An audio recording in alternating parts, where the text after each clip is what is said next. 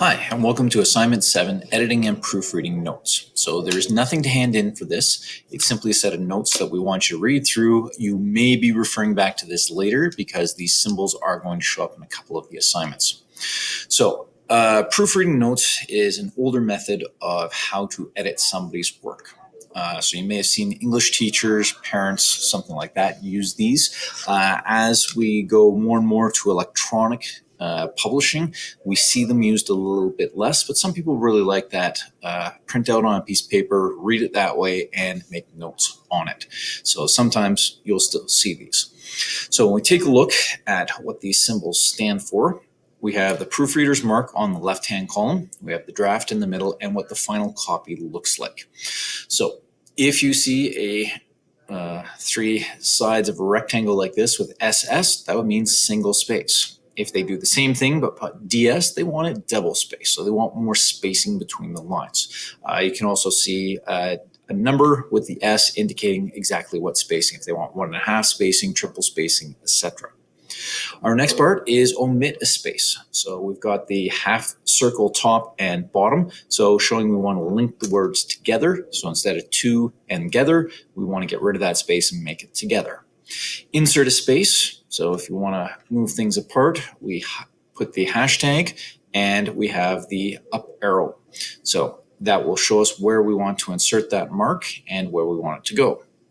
Move is shown, circle what you want moved and indicate where it should go to. So if you accidentally put a word in the wrong order, you can use a curved arrow to show where you want it to go. So if we look here, it says it may be, it may be, in the next line, it is not. And that would move the not to the next line up. It'll turn into it may not be, and it is not changes into it is. Transpose, switch word order around, so kind of a sideways S. Spell out, if you put a circle around a number, they don't want you to use the symbol 1, they want you to actually write out O-N-E.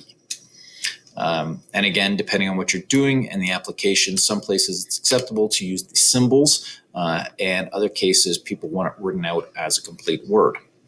All right, so a backwards colored in P with a double backstick. This is new paragraph.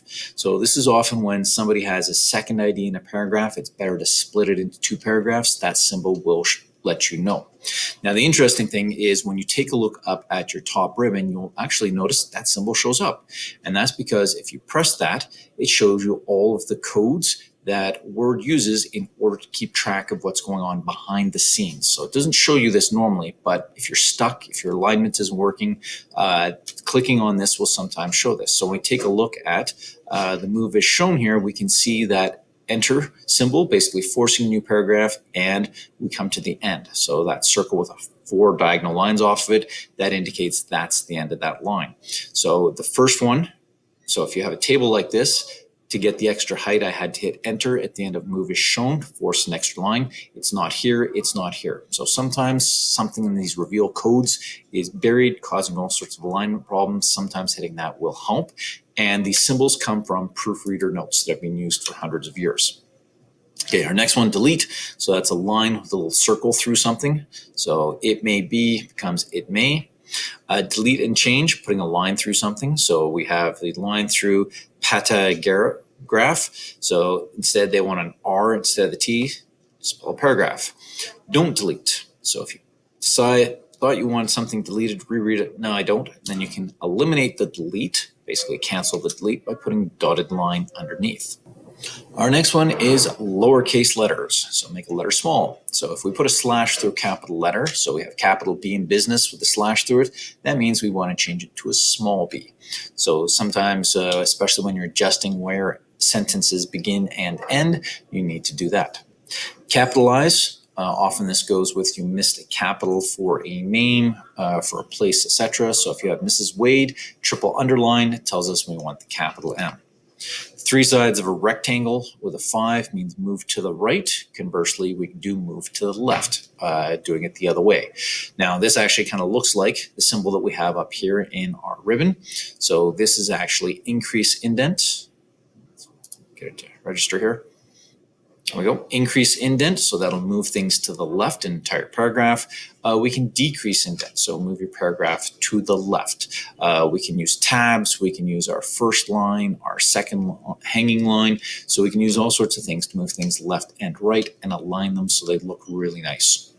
Next, insert punctuation mark. So again, that up arrow indicating insert something. We have a comma in this case, so style and changes to style, comma, and. So we can put in commas, periods, other punctuation.